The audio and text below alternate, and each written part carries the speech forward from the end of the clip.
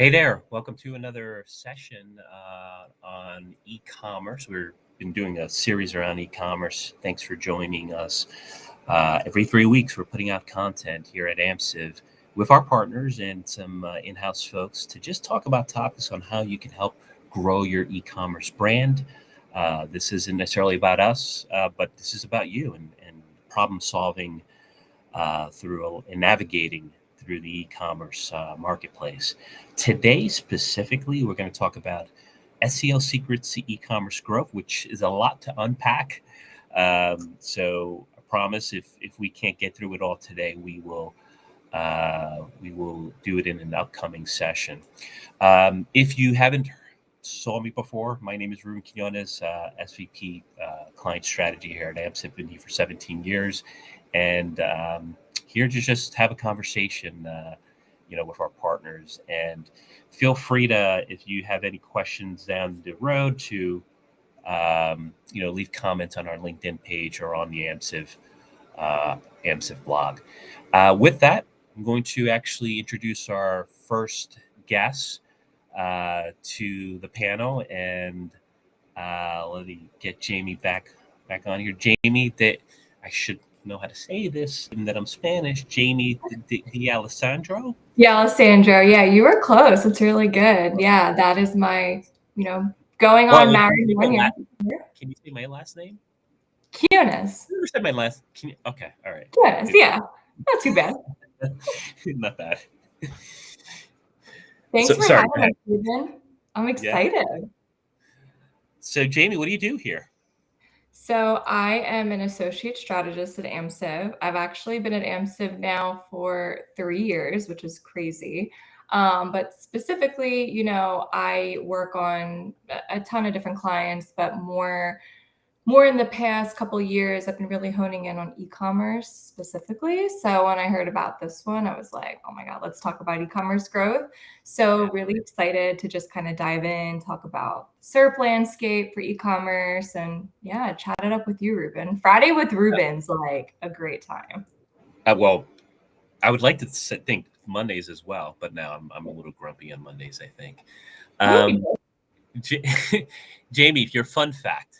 I haven't heard it yet. I'd love to. Okay, so my fun fact, since we're in summer, I actually cannot swim. So I own a $70 life vest that I bought. Wait, you don't swim? Okay. No, I can't swim.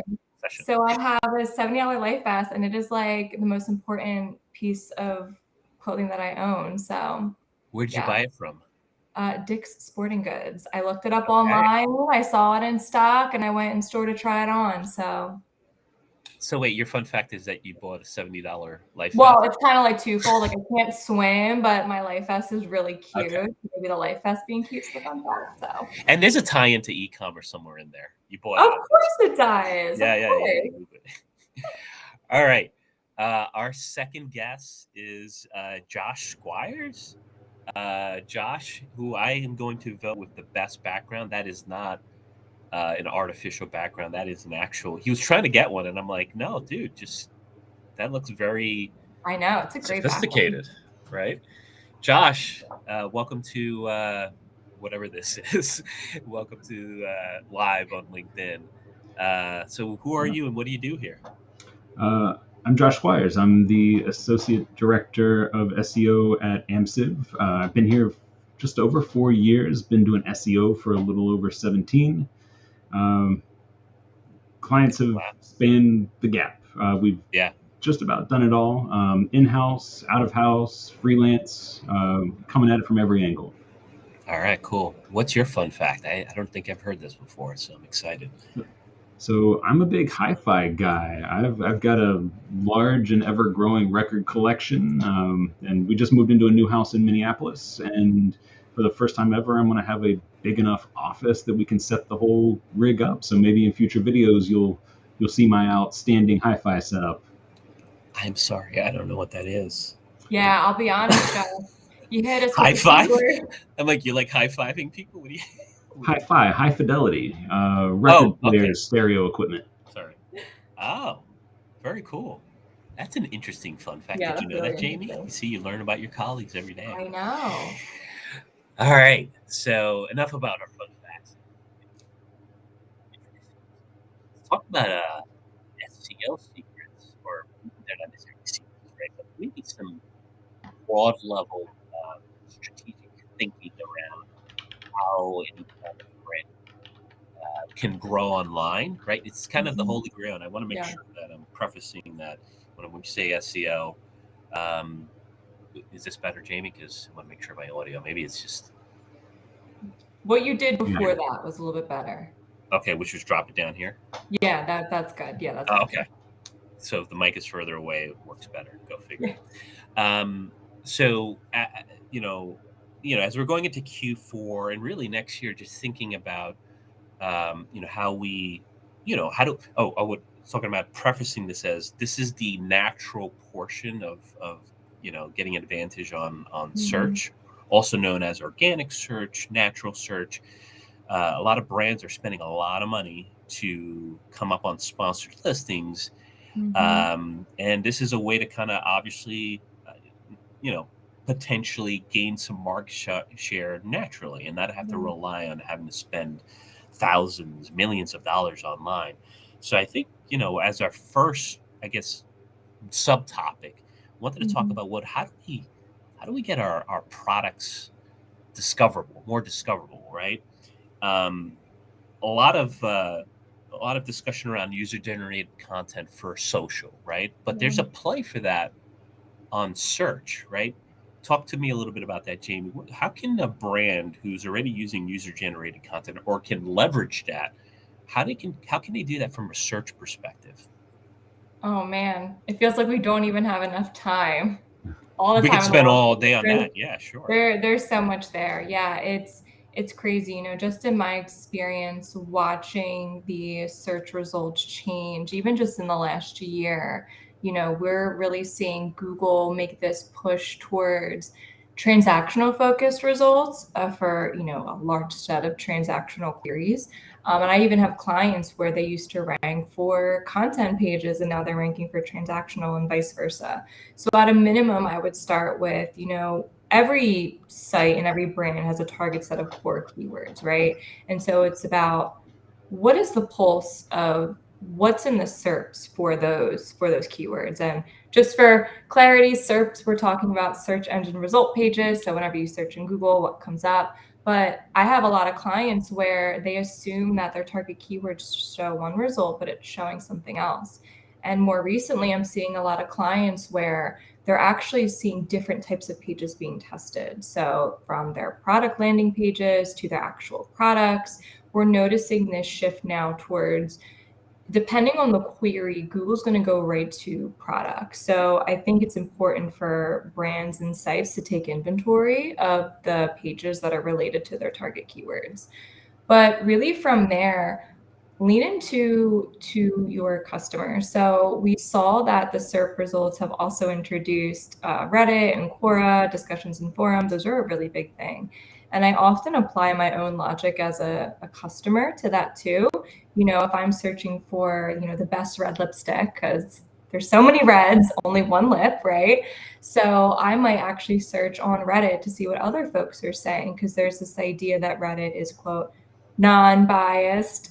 And you're learning from people just like you who are buying products. So brands having a pulse on what their customers are saying about their own products is really important. But also when we think about user-generated content, right? You'd be surprised, as much as we know reviews and that data set being on PDPs and product pages, a lot of brands don't necessarily have the best review model in place. They're not soliciting reviews as much as they should. So especially as we get into holiday, and especially as we know, Google has become, this larger database, if you will, and it's pulling in all of these different attributes from your product pages to Merchant Center. Really ensure that you're getting your reviews up, that you're sending those emails out, and so on. And yeah, making sure, getting more into the specifics. There's obviously things you can do on your product pages, ensure that, the right markups are coming up. Really lean into your tools, or, reach out to an agency who can help you, analyze your PDPs and make sure that they're, performing the way that they need to. So that's kind of like in a nutshell what's going on, but I would say really lean into where Google is right now and its sphere of shopping and its experience, and ensure that you're coming up. And if you aren't, where are the gaps there? And Josh, I know this is something you and I talk about a lot. Did you have anything that you wanted to add to that? Yeah, I think you got us off to a real strong start. One of the things that I think a lot of brands miss is looking for those review keywords to see what comes up. And for the ones that do, I think there's even some questions that we get from our own clients about, well, where should I be sending those reviews? Should they be going off-site to a third party like a Trustpilot or a BBB or specialty forums? Or should I be getting those on my own site and making sure that they show up there? And I think the best answer is usually both, right? The more space your brand and your products take up in search results, the less space there is for your competition. And there's a lot of value in that. But we also know that having reviews on site will give you the ability to have some of that schema markup that will have your results display those star ratings, total number of reviews in search, and sort of like you said, right? Hundreds of reds, one lip. If you're trying to find the best, right? And customers always are trying to find the best. And what the definition of best is going to vary by the user. Sometimes the thing I can get now is the best. Sometimes it's quality. Sometimes it's the thing that everybody likes the most, right? You want some sort of signal that, before I even click into your page, that you're going to help me meet my need before I even get there. And showing those results in search and having, the necessary markup, the code on the page that helps Google display those star ratings. I see more sites missing that than probably should be the case. I think that's a tactic we've known for a while now, but not everybody's up to speed. And that has a direct impact. But I think what we miss in the e-commerce space is the sort of waterfall effect of that. If I have, if I am showing those star ratings on a product page, whether that's the image or a product carousel, if that's encouraging the click, I've already started to shape the expectation of the user before I get there. So for pages that have that are displaying that and where that aligns to the user's need, you're going to generate a higher click-through from search. You're going to generate higher quality visits once they get there. And Google is tracking the life of that click, right? We know a lot from the deposition and the leaks that Google's very interested in the user journey beyond the search results. So where we're generating high value interactions, where Google's getting the right signals that the user's need is being met, whether that's time or actually making purchases, there's a lot of nuance to it. But where Google thinks that is a quality click and a quality visit, that's going to help you rank better over the long term. And we can expand that from individual products to entire collections to the entire site.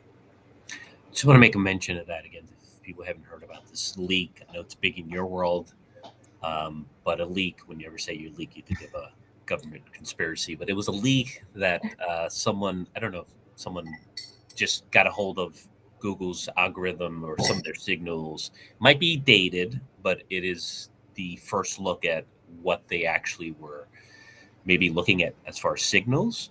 And it's probably the best that we have, given that most of our work is out really from an outside purview and a lot of hypothesizing.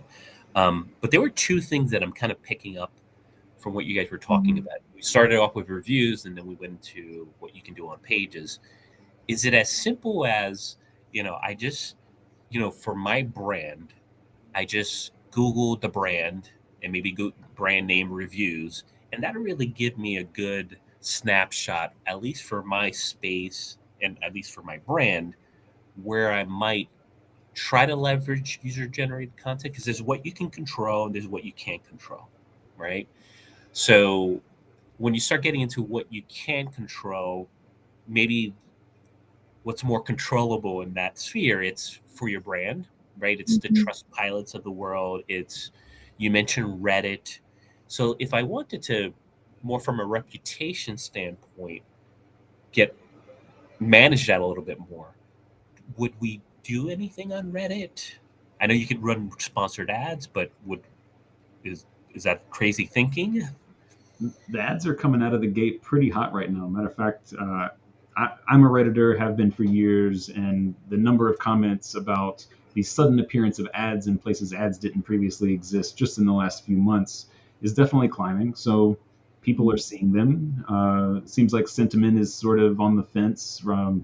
Reddit is a community that very much likes to be left alone by the corporate world, right? They sort of take offense to people meddling. It's supposed to be a true user-to-user interaction. But we have seen great examples where brands exist on Reddit, whether they own their own subreddit, basically their own forum on the Reddit domain, which isn't going to be the answer for most people. That's a big lift. That's probably going to be exclusive to very large brands or somebody that can really dedicate a person to moderate that forum. But in general, it's great to be able to influence what people talk about on there. And the best way to do that without, paying somebody to sit in Reddit forums all day long is to just look, right? You can do searches for your brand mentions on Reddit. For anyone that doesn't know, real simple modifier. Go to your Google search bar, type site : the name of the site. So that's going to be reddit.com, and then the name of your brand, and see what comes up. You'll see the good, you'll see the bad, and that'll give you a sense of where you should be starting, right? If it's mostly good, great. What do people like? How can you amplify that? And if it's mostly bad, fantastic. Now we know how are we going to solve that?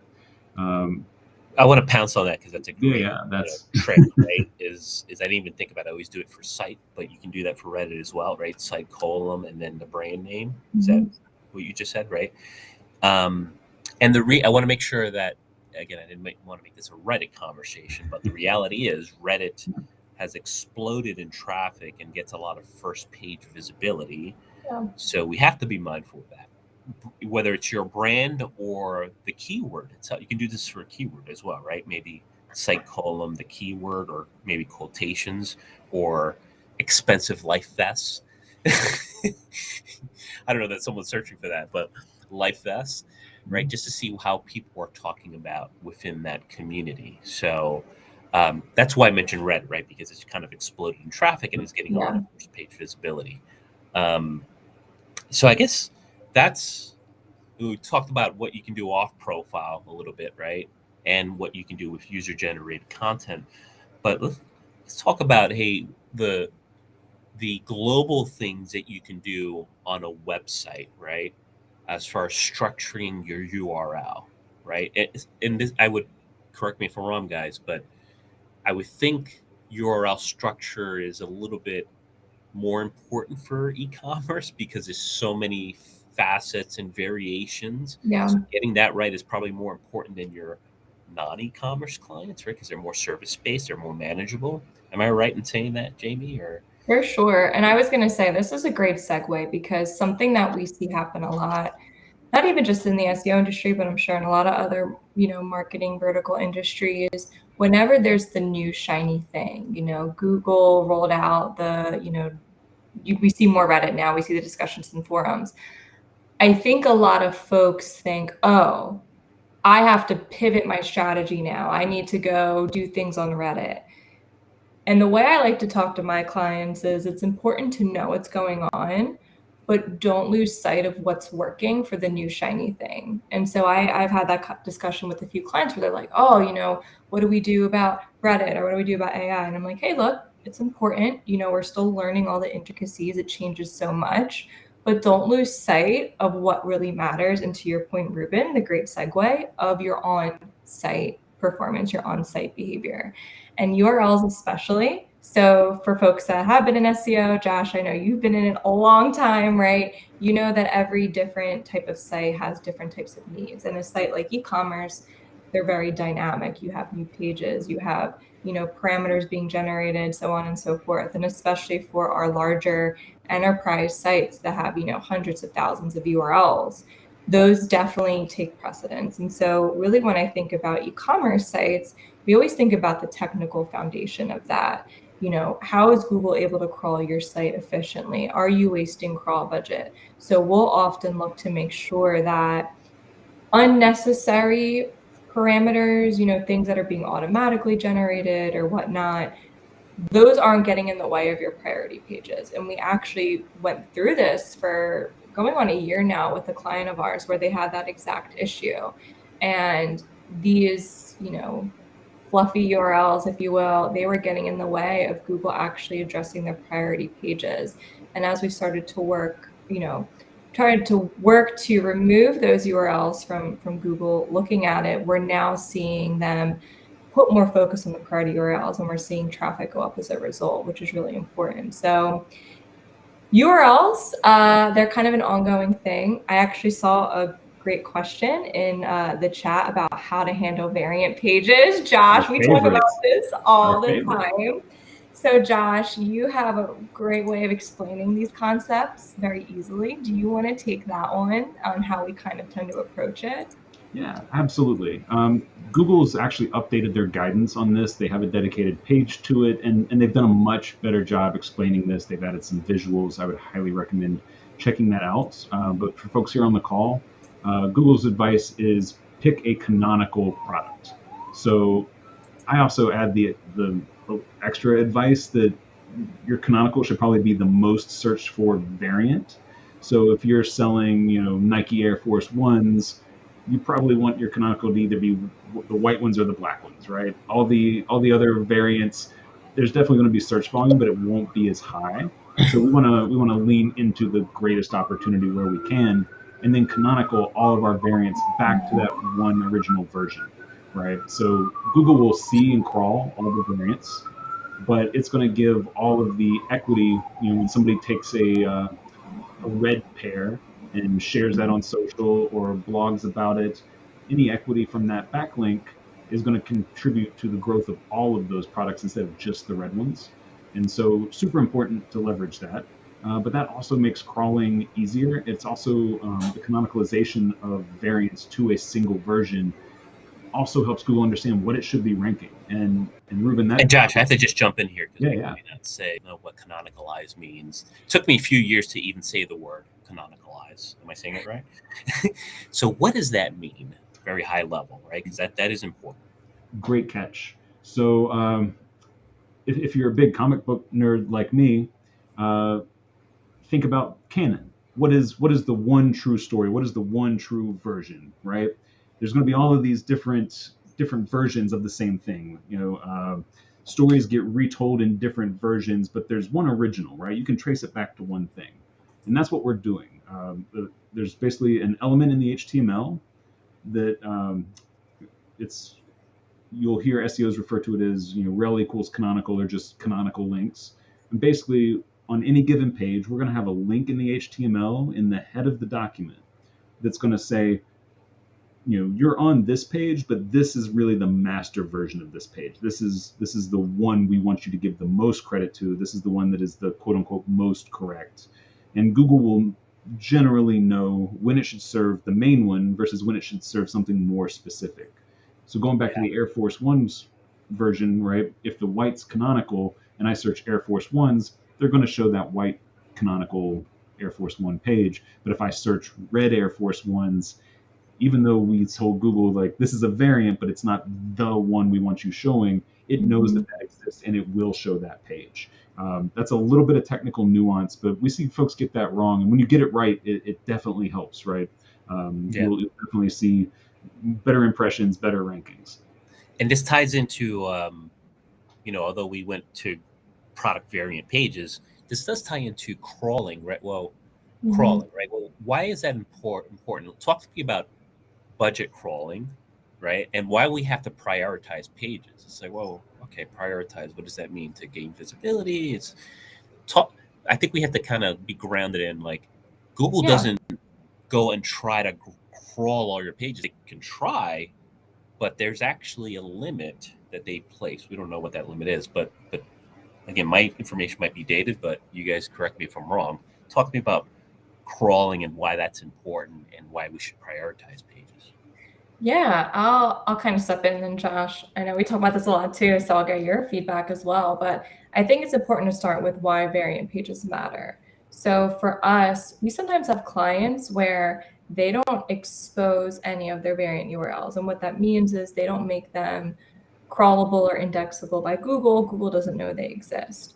Oftentimes, there's a lot of value in your long tail searches. So instead of somebody just searching for like Nike sneakers, it's, white Nike sneakers or pink Nike sneakers. The more granular you get, the likelihood of a purchase is much higher. And so we've actually found that a lot of sites sometimes they don't capitalize on their variants. And so again, it starts with, why are we exposing these URLs? Well, we want to capture the search traffic from it.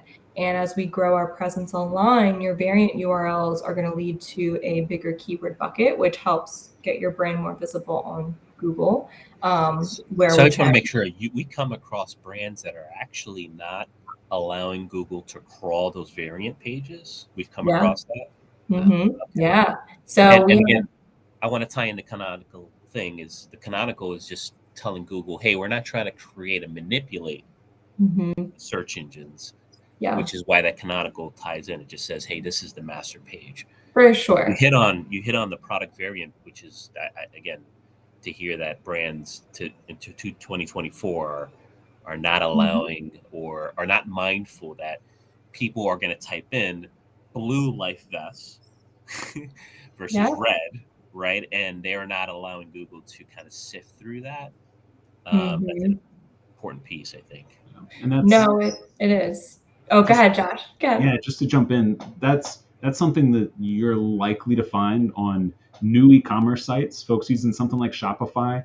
It's super common for a Shopify theme to not have that set up properly out of the box, even if you paid for custom development. That tends to be a thing that you really need to explicitly state how you want that set up. When Shopify, people running Shopify stores come to Amsive, that's one of the things we audit for, pretty standard, because it's so common that that's left undone. And for larger e-commerce brands, if you've been around a long time, the guidance on this, I don't want to say it's changed, but it wasn't well known early on. So if you've been doing e-commerce for 20, 30 years, might be worth checking, right? Maybe that got fixed somewhere along the way. Maybe it didn't. We've seen some very big brands that, to our surprise, not all of those were being indexed, or there were categories that weren't. It's worth really deeply auditing the site to make sure everything's working the way it's supposed to. Yeah. Okay. And Josh, you brought up a really good point. We see that happen too, the new sites, but then sites that have been around for so long, they were following guidance that doesn't really apply today. The landscape has changed. And so to Josh's point, getting in and looking at the site and making sure, it really comes back to, what is your brand? How are you getting people to your site? What are those target keywords? And then from there, making sure that those pages are available, but not forgetting that variants also play a huge role in this too. Right. That makes sense. I think we should try to start off with URL structure, right? And I guess that part of that is the variants.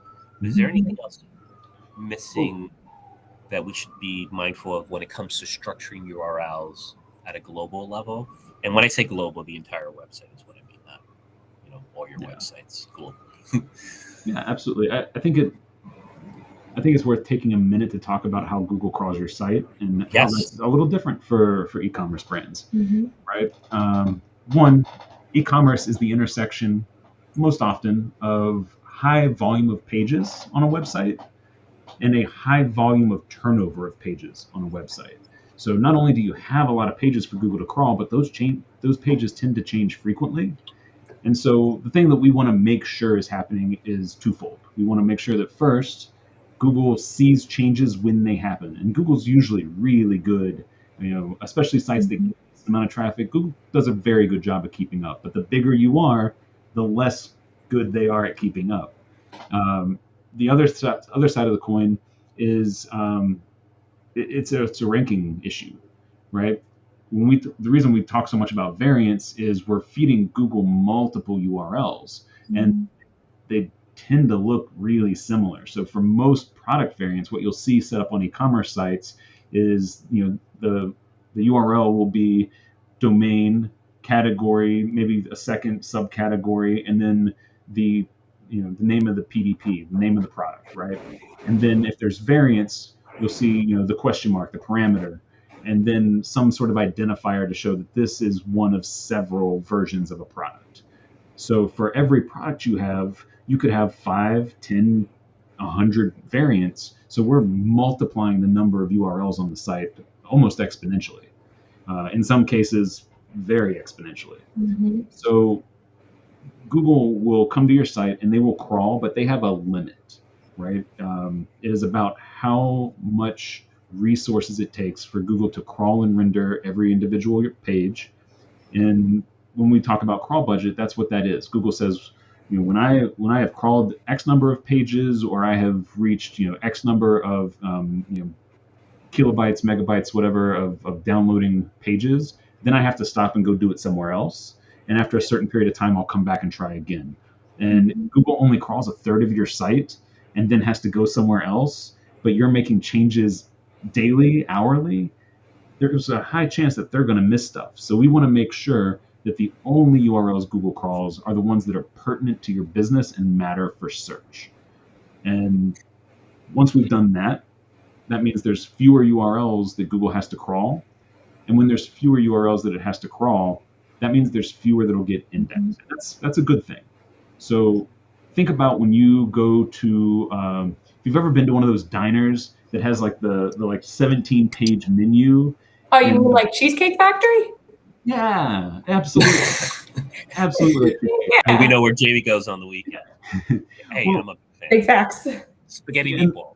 Right. The waiter keeps coming back and is ready to take your order, but you're on page 4, right? And you've got 10 more pages to go. That's the problem that Google's going to have, right? How certain is Google that the page it thinks is matching a user's query is the best page on your website, and then is the best page on the internet for that query? And when Google has to decide between thousands of URLs on your website and then millions of other pages on other websites, it's starting to look like paralysis by choice. Data paralysis. Yeah. Yeah. Right. Yeah. So you effectively decrease Google's certainty that a page on your website is the best answer. And all ranking is a measure of certainty about who's the best fit for the query. So this actually long-term can help you rank. We've had instances where we have reduced the number of crawled and indexed pages for a website and seen the rankings lift for the pages that actually matter. So helping Google make decisions benefits us, and one of the best ways we can do that is give it fewer choices. It sounds counterintuitive, right? It's like, take out pages, right? At least, again, if you're not in the SEO community, it sounds counterintuitive. It's like, no, I want Google to pick up all my pages. So I guess it's a case-by-case situation. I'm kind of now abandoning all the other questions and, sticking on this because this is important. Go ahead, Jamie. I could even add like a tip. So something that I've learned through this process. So obviously leveraging your tools, Search Console is a huge data set for us. But you can also see how Google is breaking down your crawl. So in your domain level profile in Search Console, and you go, I believe it's settings, don't quote me, click around, you'll find it. You can actually look and see the breakdown. So you can see how often Google is allocating to discovery and how often they're allocating to, I think it's just refresh. So recrawling existing URLs. And that was part of the issue we saw with a client of ours where Google was spending all of its time on refreshing and recrawling existing URLs, but not nearly enough time on new URLs. And so we would expose these URLs, expose these variants, but Google had a backlog of it. So to Josh's point, making sure we're kind of doing an order of operations for when Google is crawling your site, that they're excluding all of the noise, getting rid of things they don't care about, but only focusing on the important pages. So I want to hit on that, right? Because a lot of, again, more executive level marketers think, put out new content, put out new products, write more descriptions, but none of that will work if you're clogging up, I guess, this crawling area of SEO, in that you really have to clean house there first, right? You can't scale because you're not able to. Google can't even see beyond the forest in front of it because you've given it so much. Remember, this is a Google bot. It's AI, right? Yeah. So it's only going to be as good as what you give it. Is there, again, more? Would you guys, again, case by case? I realize, but would you surgically try to? Because again, a lot of this might be a hypothesis. Would you try to clean up a category first, or are there site-wide things that you would do, or am I asking you a question that is not answerable? You're asking such great questions, and we don't have nearly enough time. But again, I go back to, what is the point of this site? What are they trying to do? Okay, if e-commerce, they're trying to make money, right? They want to make money. So we want to look at what pages are performing, what pages aren't. So kind of get a sense of where Google understands the site and what they're ranking. But then we want to look and see what is in that backlog, what is in your, crawled but not indexed, or discovered but not crawl yet. Like, take a look at those. And you want to start to understand, are there things in that list that Google's getting bogged down with? We've seen all kinds of URLs. There's a lot of CMSs out there for e-commerce sites. Josh mentioned Shopify. There's Magento, there's homegrown CMSs. They all have their own problems. And so you want to understand, is that CMS affecting Google's ability to look at the site? And I know, Josh, you look at this too. Is there anything that you would say is important to look at? Yeah, I'm so glad you brought up homegrown solutions and some of the larger enterprise tools. I know Adobe has an e-commerce solution. Magento's a great old one. Mm-hmm. I'm having flashbacks right now. I think understanding the technology your site's built on really matters, because that's going to impact crawlability and indexability as well. I know different flavors of JavaScript are different levels of effective. I remember for a while there, sites using AngularJS were really having a problem getting things effectively crawled and indexed. There's a mountain of material out there about it now to help people get to those solutions, but you'd have problems where Google would see a URL but no content on the page because the whole page was rendered in JS and they didn't implement it in a way that Google could render it, right? Mm-hmm. Google's gotten better about crawling JavaScript over time too, so that is worth noting. I think there's this misconception that Google can't crawl JS, and that's not true either. They've actually gotten very good at it, but that also is dependent on proper implementation. So you really need to be a full stack marketer to make sure that the SEO of your e-commerce site really is checking all the boxes, right? From content to front end to back end to architecture, external signals. There's a lot to go through. No, we'll definitely we're going to table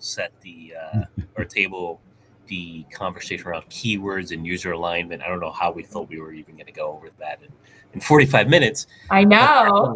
We'll have you guys back on and do that. But I think actually this is kind of, again, you have to get this piece correct.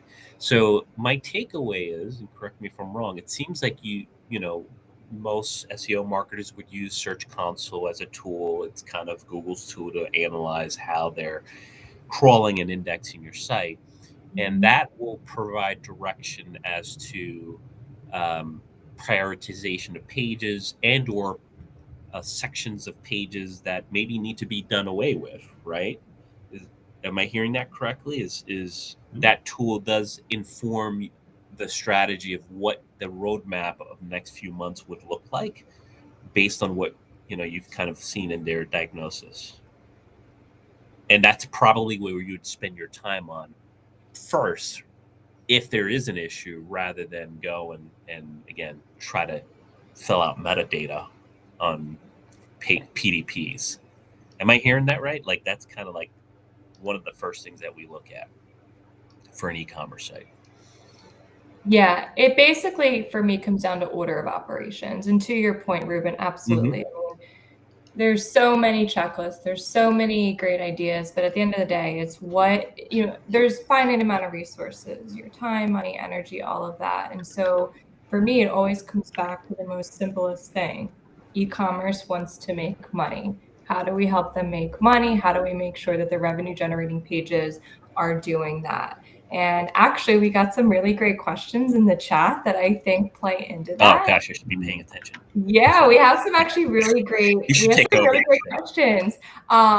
So Mike asked, how long would you wait to make a decision to turn off a page? What are the major indicators to say, hey, Google's not liking this page, we should either optimize or remove it? And I think that really ties into the discussion around Search Console. So Search Console, one, it's a great tool, but it's not your only tool. You also want to look at GA. And Josh, I'm going to tap you too in a minute. I know you have thoughts on this, but really, I think it's going to depend. Every page has a different value, a different purpose. And so I think it really starts with, what is the purpose of this page? What do you have it for?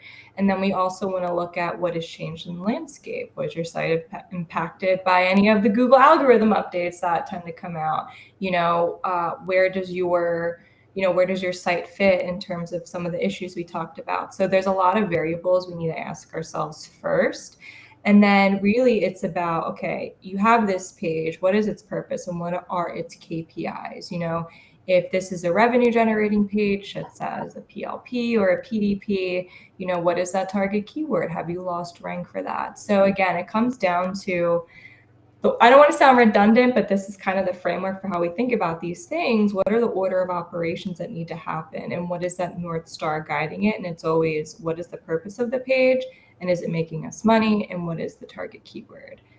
Josh? And is it converting? Right? Yeah, and is it earning money? Yeah, of course. Yeah, no, I think you absolutely covered it. I think, if I believe a page is underperforming, or if I think it may be, right, Search Console is going to be the place to go, right? I immediately want to know, well, where does it rank and how many impressions is it getting? And then looking at keyword tools, how many searches per month is it getting? And I'll give this tip away for free. I love keywordtool.io because it gives me the average search volume across the entire year, but then breaks that down by month. So one thing that I saw, there's a question about seasonality in there too. If you sell products that have seasonal patterns, right, more popular in the summer, more popular in the winter, knowing that search volume is high at certain times and low at others, an average across the year is not going to be helpful. You need to know what month it is and what you should be expecting for that month. So if you're getting 10% of that total impression volume, Google doesn't think that page is relevant, and you should definitely try to figure out why Google doesn't think that page is relevant. It could be the on-page content. It could be how you've linked to it internally. Mm-hmm. It could be external links to it. I've definitely seen instances where people use old versions of a page, and the backlinks to that page tell a different story than what we're telling people on the new page, right? So trying to figure out, what's wrong, what's quote unquote wrong with a page. That's sort of the framework. And then let's say you make that change. How long should you, I see several questions asking how long. How long you should wait. Yep. That's actually going to be directly related to your impression volume, right? It's important that you hit statistical significance. So make the changes, try to be more relevant if that's the problem. And then if you have, if you're targeting a keyword that is 1 million searches that particular month, you're not going to have to wait very long, right? You probably 10 to 15,000 searches in, you're gonna know, right? Google will have re-ranked you, and if you're using a keyword that maybe has 500 searches a month, you may need to let that page sit for 3 or 4 months, and that's uncomfortable. But it's about statistical significance. I see a lot of folks making decisions too early, being uncomfortable waiting the time it takes to get the data. Yeah.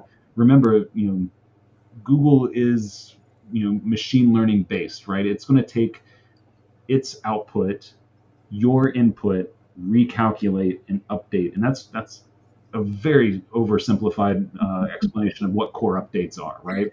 So if you change a product and a core update comes out and it goes down, well, maybe we made the wrong changes, or maybe something else has happened, right? So there's all of these dimensions to think through, which can be a challenge. I would definitely advise in-house SEOs, other folks at agencies, be really clear on your list of what could be happening, what should be happening, and what are the metrics that influence each of those things. Vivek, and I'm sorry, I'm trying to like speed through some of these. Yeah, Vivek actually had a really good question too on how to speed up that process, and that actually goes back to our user-generated content. It goes back to brand. This is actually where it all starts to come back together. If I'm making changes and I want Google to see my changes faster, I need to be omnipresent. I need to be visible, and I need to drive traffic. So social, UGC, third-party websites, blogs, influencers, email, whatever you can do to get traffic to those pages. Spin up a small paid campaign and drive some traffic to it. Get that feedback out there. Try to get people to share it. Because one of the things that Google is going to do is it's going to crawl the web. And if larger pieces of the web point to your page, Google's likely to find your page faster. Yeah. And I think there's so many great questions. So we love this dialogue. There was also a really good question, which ties into that, Josh, about thoughts on the role that seasonal content can and should play in driving SEO, especially on retailer sites. And you and I have worked on a couple sites with seasonal content. So definitely big fans of it. But I think it also goes back to, what your site is and who it is your audience is. So when we think about retailers, sometimes we assume that everybody follows, the Black Friday or Cyber Monday rush, but really retailers all have their own unique holidays. So I have one friend who works in a particular niche in retail, and she actually told me her seasonal holiday is actually from like April to June, because that's when her customer tends to buy this product. And so it's really about what is it that your customer is looking for. And I think it kind of ties back to, what we talked about at the start of the conversation of what is your customer talking about on forums, tapping away to see what they're discussing. So if we're seeing a certain trend in products around a certain time of year, you can absolutely, create a page around that. But I think it's also important to, like we said, understand what Google is showing for these types of queries. Because something we've seen folks do in the past, and Josh, I want your feedback on this too. We saw a lot of sites doing these best of articles. They thought, I'm a product provider. I'm going to make a best of all my products. But then slowly we're seeing Google's like, no, not quite. So to go back to that point and make it more, to kind of summarize it, yeah, seasonal content is valuable, but I think the seasonal content is going to depend on your business. If you follow a traditional model, you definitely want to have your Black Friday, Cyber Monday, pages live. Really important for folks planning for holiday. Do not delete your holiday pages. Don't delete them. A common misconception is, my 2024 Black Friday sale is over. Don't delete it. You can either just remove it from your navigation. We honestly sometimes just tell clients to keep it live because it's fine. They want to know deals, just keep it live. Change the copy to say, hey, catch us again next year, or add an email sign up, right? So don't get rid of it. The longer that page is up, the more equity you build. So we've had that conversation with a few folks who are like, I'll just make it for the next year. And I'm like, please don't do that.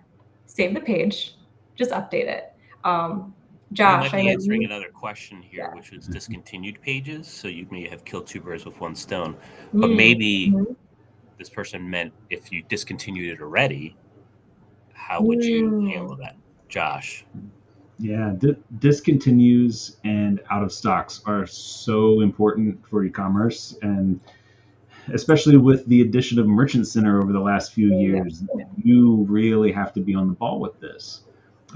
Discontinued pages, if the product's never coming back, it's okay to leave it up for a little while. I've seen, and I want to struggle to recall here, but I know John Mueller, the search liaison at Google, they've both said that there needs to be like a waiting period, right? Like you leave the product page up, put some sort of notification that this is discontinued, and let it serve a 200 response so that that says, yeah, the page is live, but the product's not here.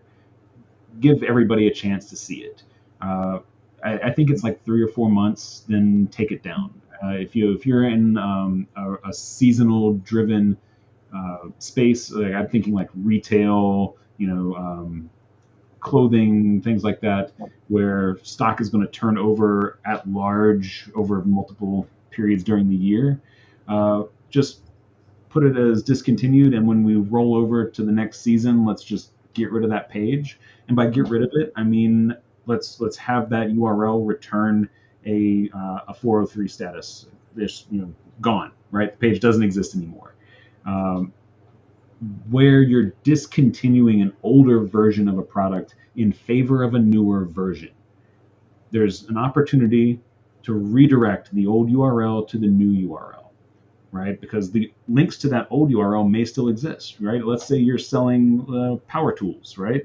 And the power tool you were selling was just one of the most popular things last Christmas season. Every dad had to have one, and it got written about in a couple of places. If a user clicks on those blog posts and tries to get to that tool, and you're returning a 400 status code and that page is just gone, they're just going to get a blank page or a 404 or whatever experience you have set up. And that's not ideal, right? That's a missed sale. That's a missed opportunity.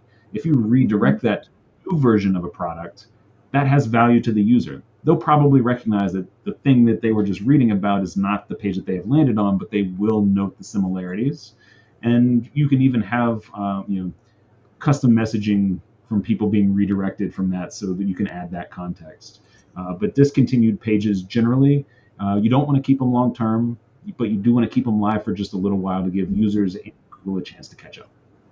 And I would also add and ensure that, yeah, Josh, no, that's great feedback. And I would also say, make sure you're removing it from your internal links too. So make sure you're moving it from your sitemaps, any related pages, usually like a quick Screaming Frog crawl, or I use Screaming Frog for this, can do it, but you don't want to continue to send internal linking signals to it. But yeah, Josh, great. And one clarifying, I think you said 403. Do you mean 410? I absolutely meant 410. Thank you. You're welcome. I was like, wait a minute. We're weaning ourselves off coffee this week, and it's not going great. All right, I got to get you guys back to work. So I know someone just kind of joined in and was not able to join in earlier. So we are going to put this up on the Amsive blog, and this is intended, I think we're going beyond LinkedIn Lives now. So we're trying to work on a solution where we do this live on the site as well. So we'll work on that internally, but we will have it live on the blog and we'll post it. So if you go to amsive.com, you go to Insights, you'll see our latest blog posts. We'll have it on there as well. But we're going to have another event in 3 weeks as well. Before I let you guys go, is there anything kind of parting thoughts? I don't know that you can, summarize what you've said. There's a lot. I will have you guys back on, in the next month or two to kind of talk about maybe keyword research, how we apply that. This was obviously more globally, technically solving problems, which is important. It's essentially what you would need before you tackle those other areas of SEO.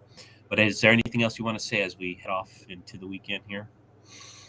No, I would just say, Ruben, thank you so much for having us. This was so much fun. And thank you everybody for your questions and tuning in. We do this all day, every day. So to share it with other people, it's been really fun. And, for me, life is complicated. So I try to simplify things the best way I can. When it comes to our business, we tend to, we want to go after everything and do everything, but we can't. And whenever you find yourselves in a position where you're like, oh my God, I got to do this, I got to do that, this new thing here, just go back to, you're trying to make money. What are the pages that you're trying to make money from? And how do we make them the best pages they can be? And don't be afraid to be a brand. Don't be afraid to inject your personality and your brand. And, remember, a brand lives outside of SEO. It's all encompassing. And so, share your brand, get it visible, get it talked about, because Google will also see you talking about it. And Josh, I know you and I love to talk about brand. Do you have any thoughts you want to share on that and your takeaways? Yeah, absolutely. It's customary that I let you go first, Jamie, so goodbye.